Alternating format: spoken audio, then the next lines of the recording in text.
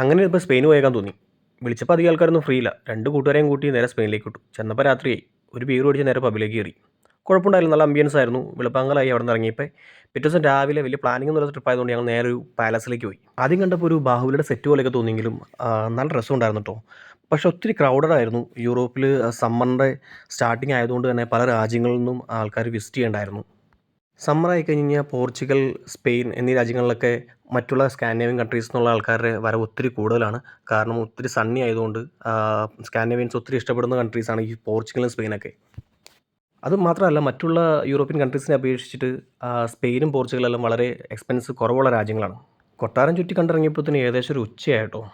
ഈ കൊട്ടാരം മൊത്തം കാണണമെങ്കിൽ ഒരു ഹാഫ് ഡേ വേണം. അത്രയും വലുതാണ്. ഒത്തിരി ഏരിയ നടന്ന് കാണാനുണ്ട്. അതെല്ലാം നടന്ന് കണ്ട് പുറത്തിറങ്ങിയപ്പോഴാണ് കുതിരവണ്ടിയെ കിടക്കുന്നത് കണ്ടത്. നല്ല രസമുണ്ടായിരുന്നു. വൈറ്റ് കുതിര മാത്രമാണ്, കൂടുതലും വെള്ള കുതിരകളാട്ടോ ഇവിടെ ഉള്ളത്. ഞാൻ കണ്ടതിലും മിക്കതും വെള്ള കുതിരകളായിരുന്നു. ഒരു മണിക്കൂറിന് 30 യൂറോ എങ്ങാണ്ടാണ്.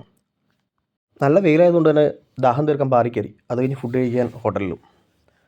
നല്ല ഫുഡായിരുന്നു. വലിയ കുഴപ്പമൊന്നും ഉണ്ടായിരുന്നില്ല. ഞാൻ വേറൊരു സംഭവം കാണിച്ചു തരാം കേട്ടോ. ഞാൻ ഇത് ആദ്യമായിട്ട് ഇവിടെ കാണുന്നത്. നമുക്ക് മീറ്റ് വെൽ കുക്ക്ഡ് ആയിട്ടില്ലെങ്കിൽ നമുക്ക് കൂടുതൽ കുക്ക് ചെയ്യണമെന്നുണ്ടെങ്കിൽ അവരൊരു കല്ല് പോലത്തെ സംഭവം കൊണ്ട് വയ്ക്കും. അതിന് പുകയൊക്കെ പറക്കുന്നുണ്ട്. ഇലക്ട്രിക്കാന്ന് തോന്നുന്നു. നമ്മളതിൽ ആ മീറ്റ് ഇട്ട് നമ്മുടെ ആവശ്യത്തിന് നമുക്ക് കുക്ക് ചെയ്തെടുക്കാം. പൊതുവേ എനിക്ക് മീറ്റ് വെൽ കുക്ക്ഡ് ആയിരിക്കണം. അതുകൊണ്ട് തന്നെ ഞാൻ ഒരു മീറ്റിൻ്റെ കഷ്ണം എടുത്ത് അതിലേക്ക് ഇട്ടു. പൊതുവേ എനിക്ക് വളരെ ക്ഷമ കുറവായതുകൊണ്ട് അത് വേവണ വരെ കാത്തിരിക്കാനൊന്നും എനിക്ക് പറ്റിയില്ല കേട്ടോ. ഞാനത് കുറച്ച് കഴിഞ്ഞപ്പോൾ എടുത്ത് കഴിക്കാൻ തുടങ്ങി. ഞാൻ ഉദ്ദേശിച്ച വേവൊന്നും ആയില്ലായിരുന്നു. എങ്കിലും നല്ല വിശപ്പുണ്ടായിരുന്നു. നാളെ രാവിലെ നേരത്തെ പോകേണ്ടതുകൊണ്ട് തന്നെ നേരെ വീട്ടിൽ പോയി ലൈറ്റ് ഓഫാക്കി നമ്മുടെ ഫേവറേറ്റ് മൂവി ദേവാസുരം കണ്ടു. അത് ഫുള്ള് കണ്ടു കഴിഞ്ഞാൽ എനിക്ക് പറ്റിയില്ല. അതിന് മുമ്പ് ഞാൻ ഉറങ്ങിപ്പോയി.